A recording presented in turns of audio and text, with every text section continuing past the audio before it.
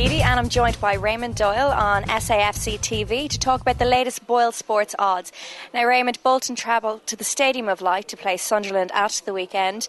Bolton, well, there's a lot of drama in the Reebok Stadium now over who's going to be the new manager, and it could well be Owen Coyle come Saturday. So let's take a look at how you think Bolton are going to play under new management. First of all, what are the match odds looking like?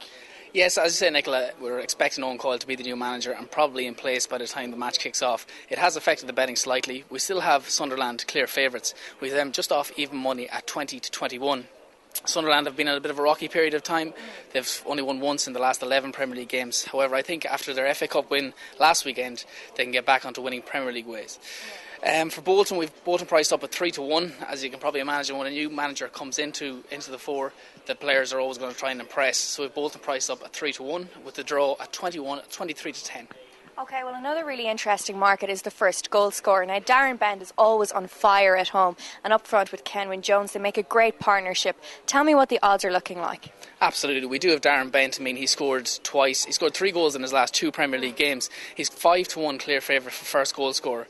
We've Kenwyne Jones also at 11 to 2. And Fraser Campbell, might have a look out for him. He scored twice last week against Barrow. He's 6 to 1 for first goal scorer.